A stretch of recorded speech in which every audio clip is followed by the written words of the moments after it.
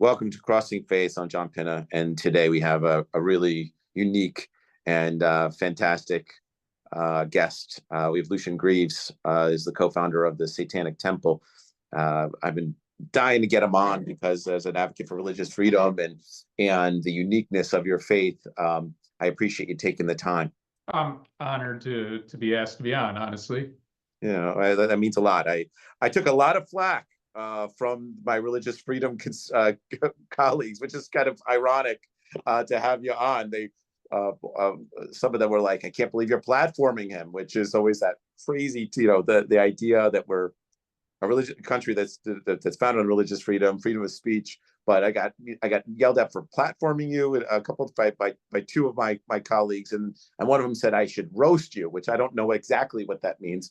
But I guess I should challenge you on who you are and what you're about. But that's not who we are. The intent is to bring you on and chat about.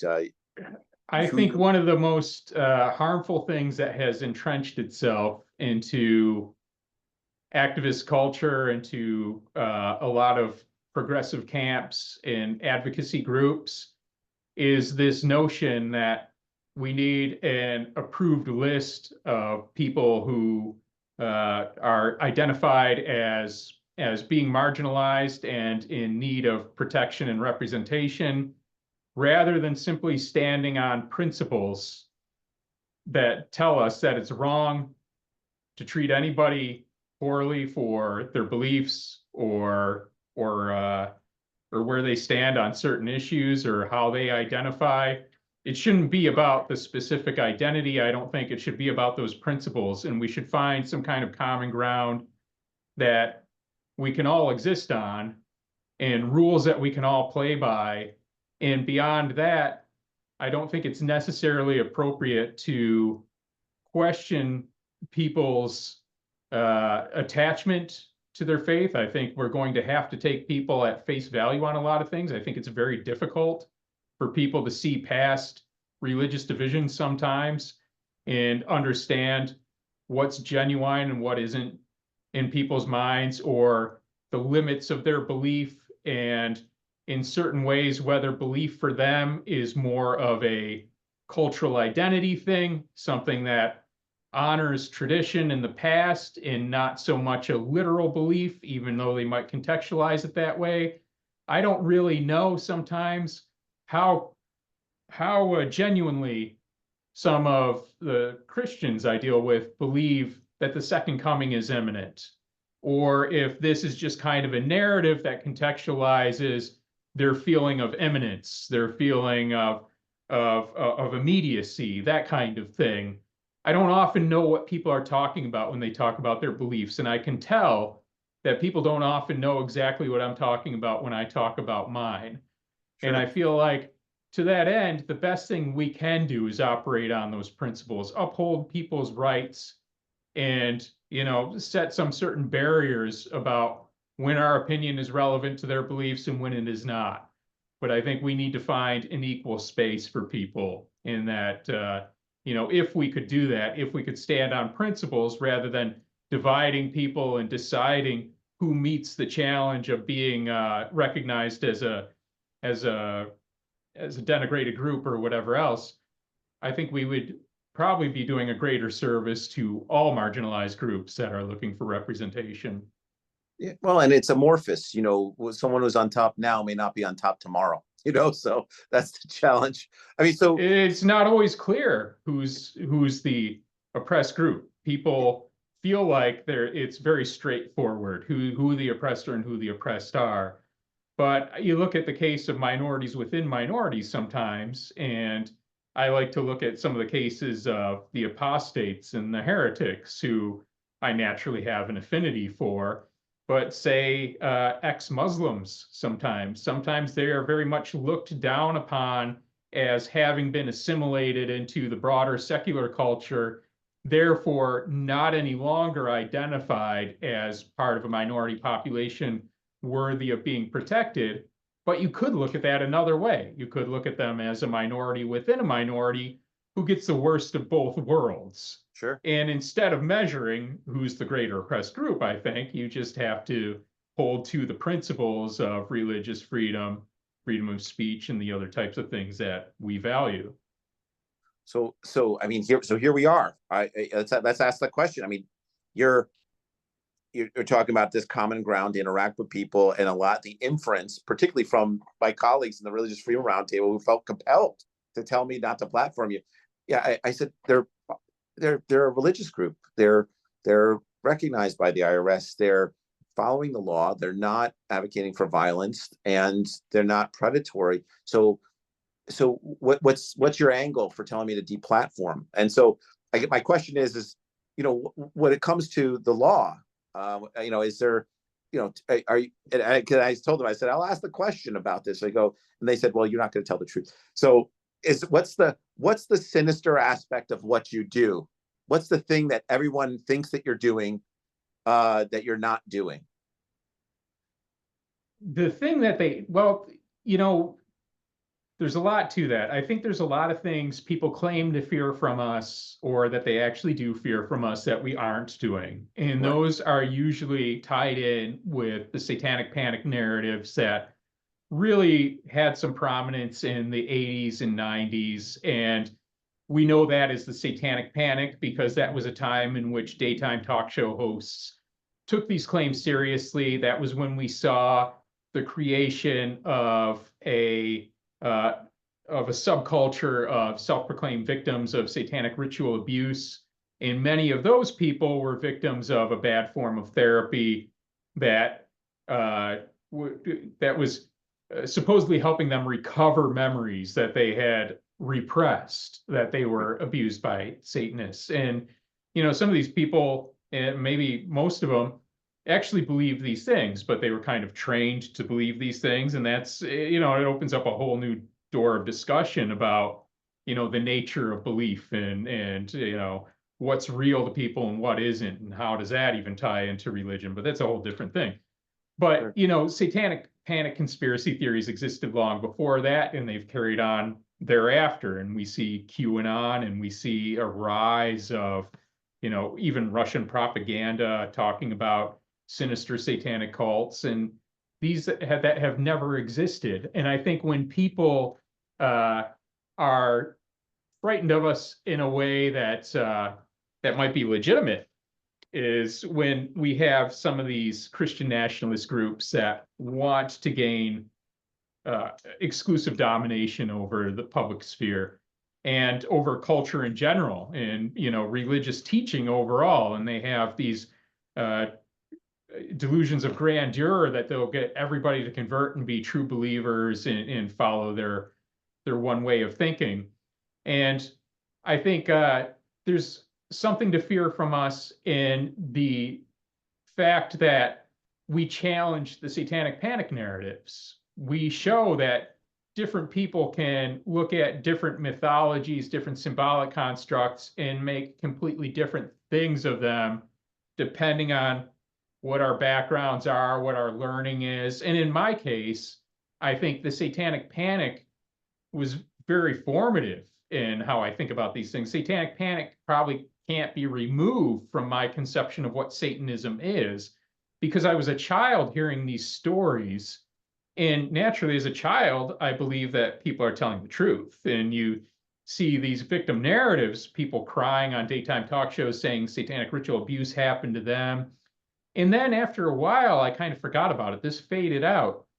And a little later on, I started wondering, whatever happened to this? Is it even possible that there was no truth to this? And if not, where did it come from? And that's how I learned about the recovered memory therapies. That's how I really started investigating what happened, and a whole new narrative unfolded before me. And it was a narrative about people being unjustly persecuted and people being called Satanists who had no attachment to any Satanism whatsoever. But then there was the reality of people who self-identified as Satanists. And, you'd see different pockets of that through different periods of time and history, and finding a common thread amongst those and actually seeing an affinity for that common thread, an affinity for people who are willing to look behind the surface and see, what the reality of this was or unreality of this was. people who question the narrative of whether there was a moral justification behind, or or that there was a higher moral purpose behind this kind of mythology that demanded that we all be subjugated to this particular divine will. And to be clear, I know that Christianity is a huge spectrum, just like any of the major religions are at this point. And you will find liberal manifestations of Christianity that very much disagree with the Christian nationalists, very much agree with what we're doing. They just put it in a different kind of mythological structure. And many times they'll even advocate for what we're doing. They understand the purpose of having a strict separation of church and state. They understand a purpose of allowing people to come to their own understanding of what's sacred to them, and that you really can't force people into that and have it be authentic. You know, there are people who don't want their what's sacred to them being enforced upon other people, because it actually takes away from the power of that. It takes away from the truthfulness of it. It's not a victory for them. It's a mark of shame for them that that what they hold to be sacred in that way could be imposed on somebody else who doesn't necessarily have that kind of attachment to it. So when I say these things about what the Christian mythology is to me, that would bring me to embrace the satanic mythology, I'm not saying that that's what Christianity necessarily has to be for everybody. And I think people make a mistake when they say Satanism has to be but one thing for all people. Some people grew up in different environments, had different exposures to these different mythologies, and it means a different thing. And Sure. to me, the more powerful mythology regarding Satan and Satanism is the one that we really see explicated by Milton in Paradise Lost, the ultimate rebel against tyranny, in this idea that we have this kind of directive to be ever vigilant against authoritarianism and resist it at all turns, and to be more focused on humanistic values and the idea that we should always be adjusting what we think we know to what we can currently see through empirical proof, rather than taking things strictly upon faith. And that's how we view Satanism. And we know people will look at it a different way and say, no, Satanism needs to be something else. And people often question, why would we challenge that narrative, right? For one thing, it's just going to make people upset because they think it's the ultimate evil. And, and for another thing, there's this long tradition of people believing it has to do with uh, the worship of cruelty, the veneration of evil, and that type of thing. And I can understand people saying that, there's a certain definition that's so entrenched that you trying to change it is just trying to impose a new reality on people that strictly isn't there and isn't going to happen. And I think actually this is a transition worth fighting for, because I think there are certain people who see a value in being able to use this kind of shorthand as Satanism as a descriptor of all evil. And this is a way that helps them contextualize the good from the bad, and that it doesn't necessarily serve some kind of negative function. I disagree. I think that through history, it's been shown again and again that if you give people this idea of the ultimate evil and people on earth serving it, it just lends itself to witch hunt after witch hunt. And to be clear, we've had witch hunts upon witch hunts ever since the witch hunts, up into and including the Satanic Panic of the 80s and 90s. And I think, as I said, that's ongoing, and see manifestations of that with QAnon. So I actually think we do serve a greater good when we show people that, no, you can have pro-social people who identify with Satanism. You can have the liberator Satan. You can have these things. These can coexist with your interpretation of biblical scripture and everything else.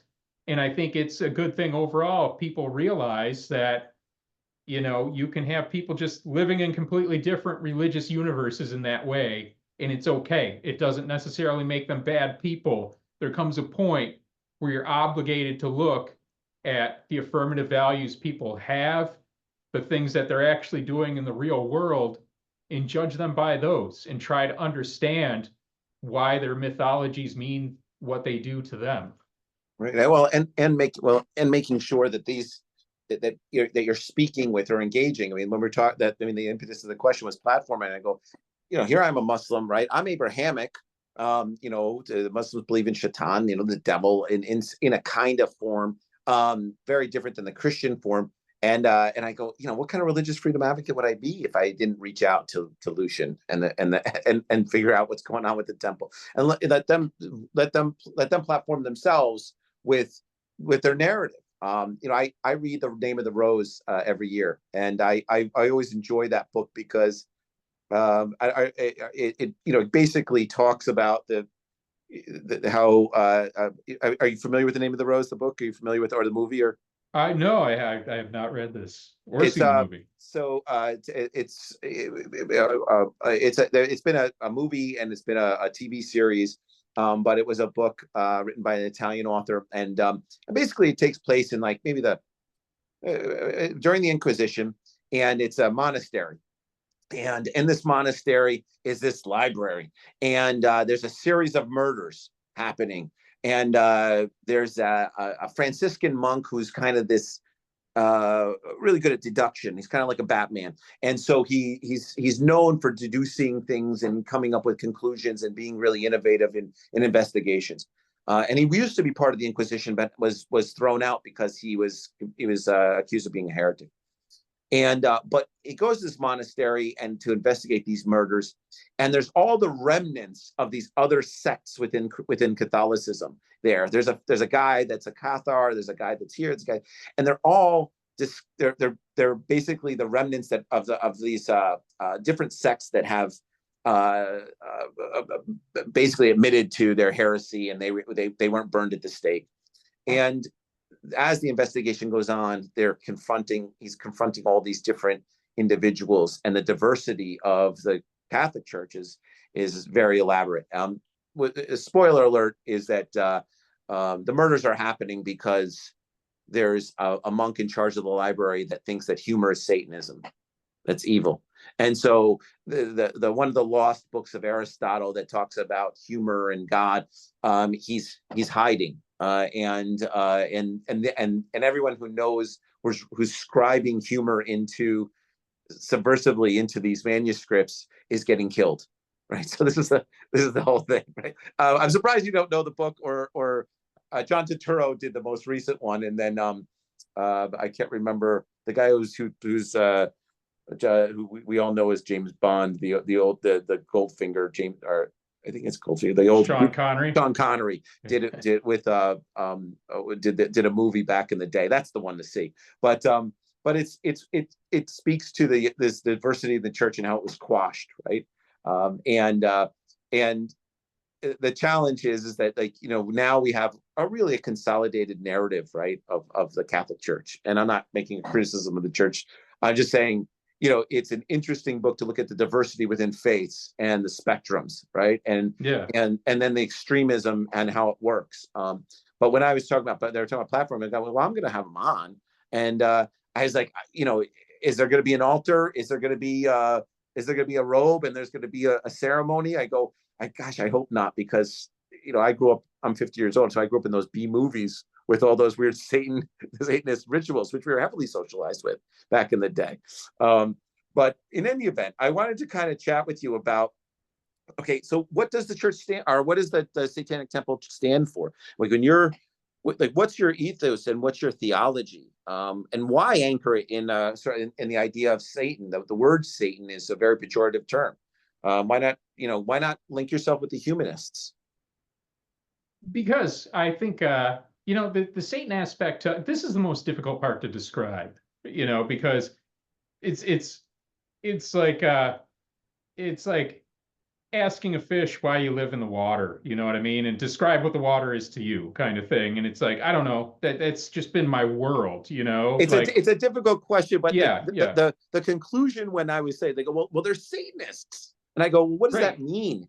And I go, does it mean what? Like, I was like, you need to explain to me what a Satanist is. Well, here's the You thing. know? Like, I think part of what makes Satanism appealing, or the satanic narrative, really kind of attach inextricably from some people's minds and becomes the background context of what they do, really has to do, or at least did, you know, when I was coming up. It's going to mean something different to people who just come up and see the Satanic Temple as something that's accepted, right? Then it's attached to these pro-social values and things like that. And then I think the question to me is like, well, you know, there were all these stories about Satanism being the worst thing ever, and, you know, being the most evil manifestation of, you know, you could possibly imagine. And then you go and call yourself that, like, you know. So I think then, you know, it's more difficult. It's seen as a more difficult question for me than probably it will be people subsequently, being that we've kind of redefined it in this way. But I think the fact of the matter, the fact that it was so that it's so denigrated and so frowned upon, is actually the appeal in a certain way, and not in just kind of this misanthropic way where it's like you've renounced all of society and all good deeds and things like that, but more, I think, you know, certainly in my case, seeing the injustice of the satanic panic, seeing that this was all just a kind of harmful mythology that was put forward and actually really ruined people's lives. And at the same time, I was growing skeptical of supernatural claims and religious claims that I had been told in general.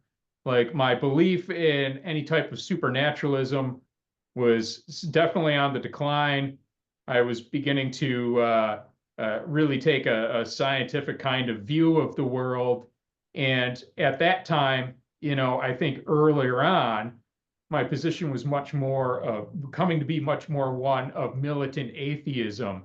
And I began to see Satan and the idea of Satanism as one of being just kind of symbolic of persecuted people, right? Like, people who were, it was emblematic of the unjustly accused, because in so many cases, Satanism was not a practice that people were engaged in, but it was just a pejorative that was being applied to them to ruin them.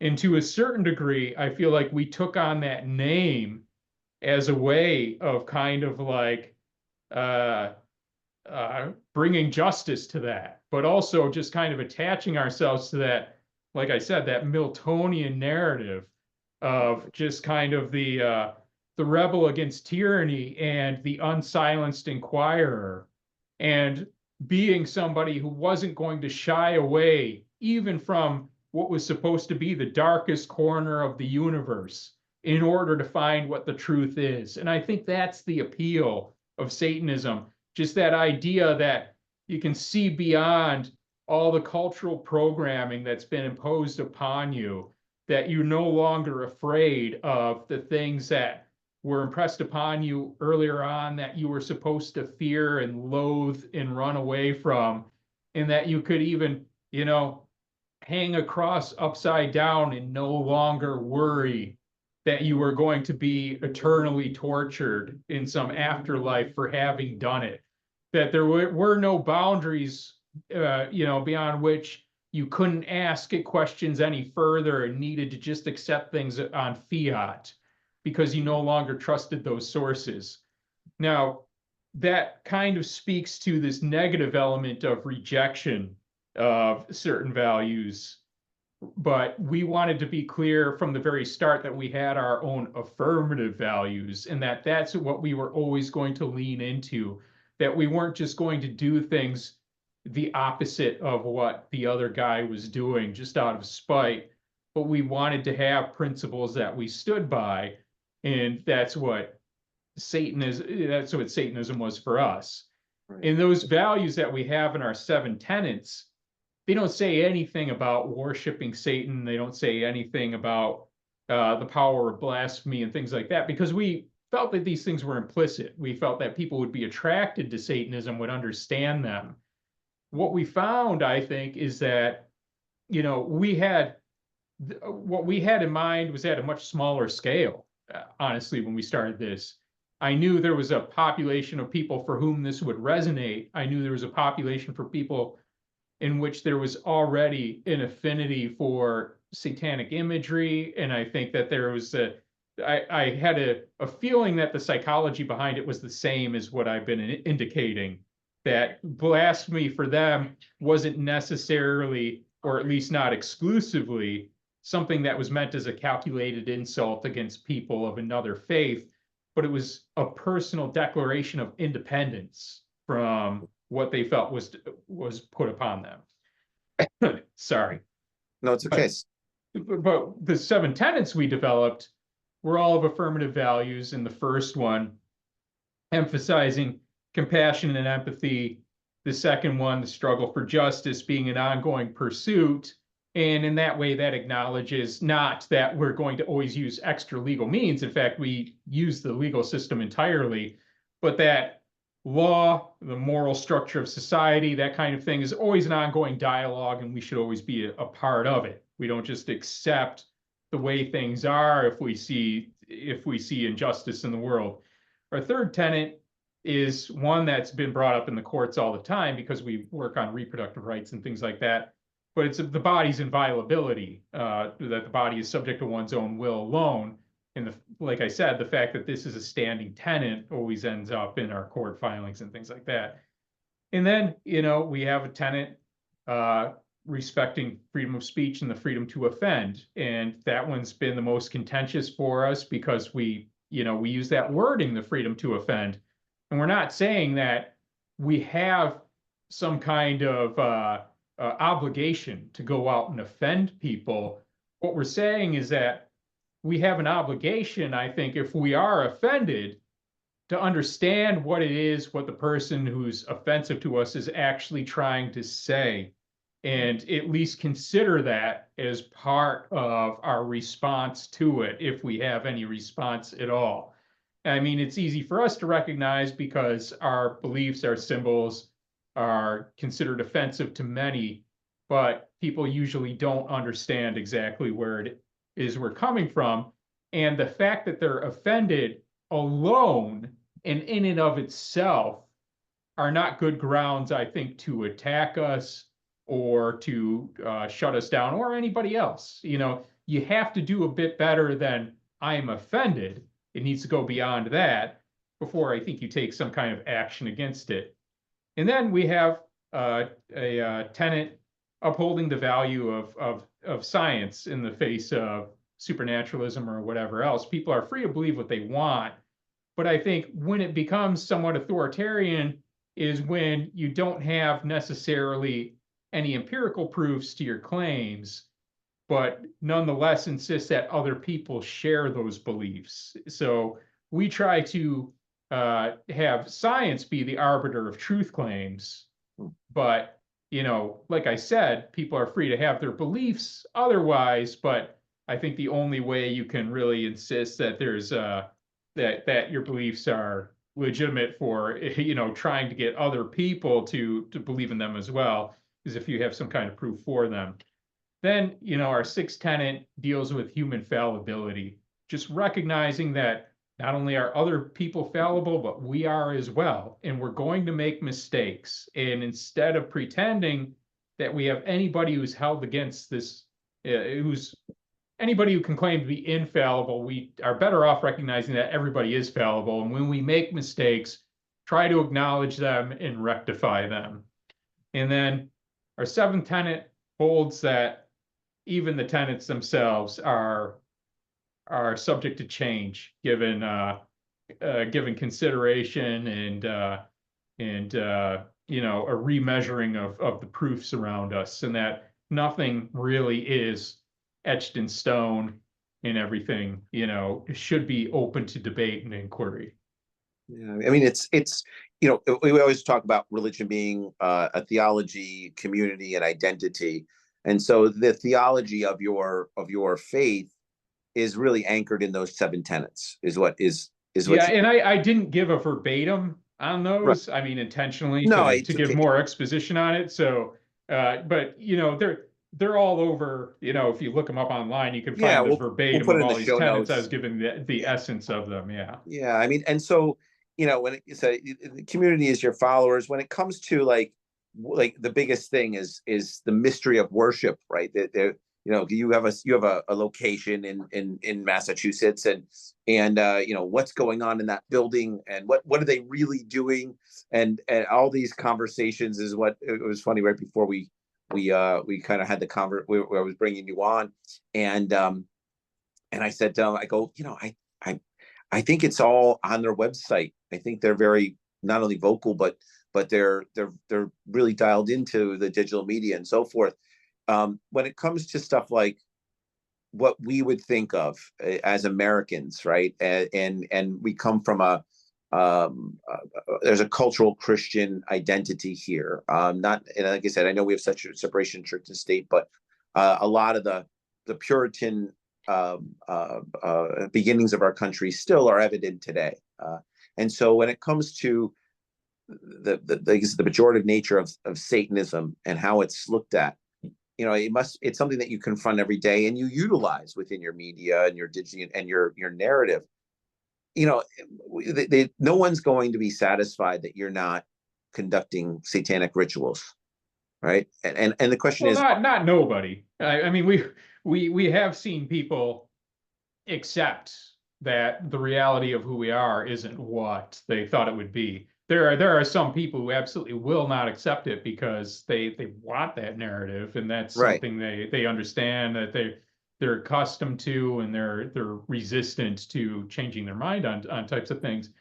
But if I felt there was no chance of changing people's minds, I really wouldn't be compelled to do what I'm doing. And I think at the end of the day, when we have really strong resistance against what we're doing from some of the Christian nationalist groups, litigation groups, or angry op-eds being written very inaccurately about us from like Blaze Media and things like that, that I think what they really fear is that cultural shift that we've been around for over 10 years now, and that there's a younger generation of people who might look at us, see the things we're doing, see we agitate some people, not really understand why the people, to their minds might be just taking the bait and being so agitated, but just look at us as another religious group. And I think the longer we're around and the longer we're doing things publicly, the more desensitized people become to the idea of Satanists and Satanism. And I think people really fear that because they think there is a value into people recognizing that Satan and Satanism are evil. And I think that's really going to be the separation between us and them if we're being honest about what the debate is.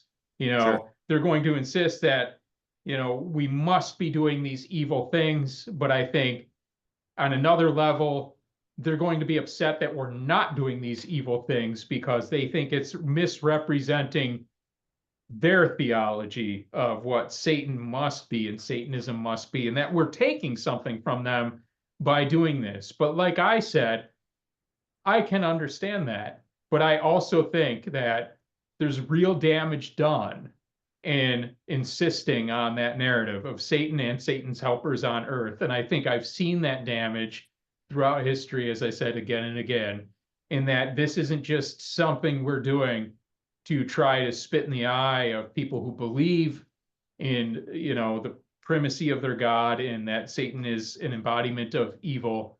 But I think it disempowers, I think, a certain ability to engage in knee-jerk witch hunts against people or pejoratively label people as Satanists and thereby ruin their lives. When now you really do have to confront that here's the Satanic Temple. We do what we do, and there are a lot of people who do productive works in their communities who religiously identify with the Satanic Temple, and we're just not bad people. right? So that needs to be contended with too. And you can't just say that somebody's a Satanist and therefore at this point. And, you can say I'm right or wrong, but that is the way I see it. I think we are actually serving a greater good Right. Well, by the Muslim community has been confronting that, for years, and so it's interesting. Like, there's always the idea of the good Muslim, where this guy's okay and he's not like them, and but the idea of bringing homogenizing the population into this the idea of one narrative that's against Western civilization or Christianity or whatever it is, the idea of the Saracen, well, in a lot of ways, Satanism is like an amalgamation of different times and places in history, in its art aesthetic, and in the even sometimes in the words used, that kind of represent different denigrated, persecuted groups throughout time. And our central icon, the monument we made, which was kind of our biggest news item from the the Baphomet. outset of, the Baphomet.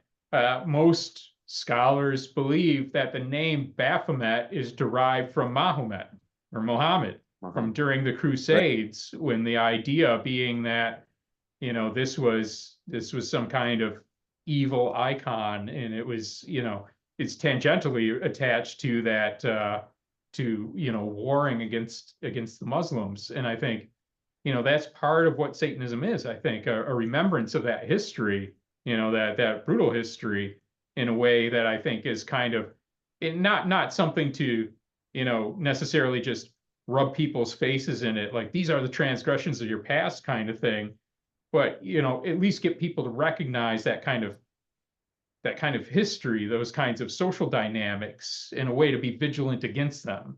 Right. I mean, well, everyone could, that we were talking about. I was mentioning the name of the rose.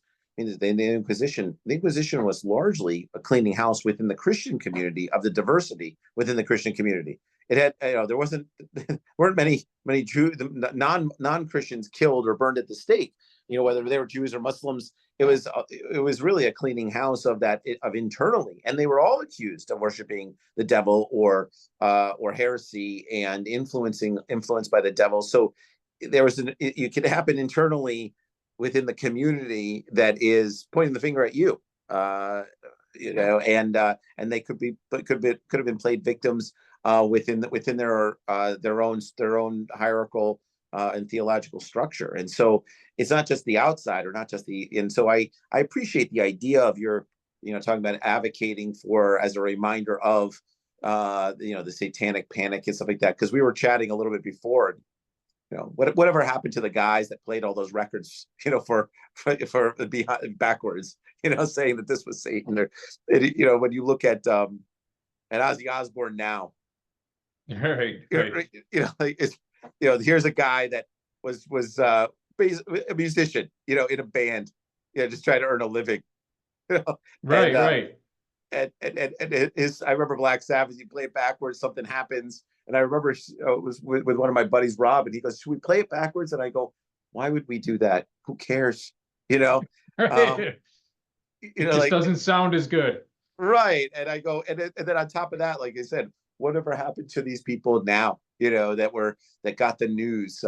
We were chatting, I think, like you said, before recording, about the toast. I remember the lady that had the toast that had the devil's mark on it, and she had the devil's toaster, and she was prime time when we were kids. Prime time.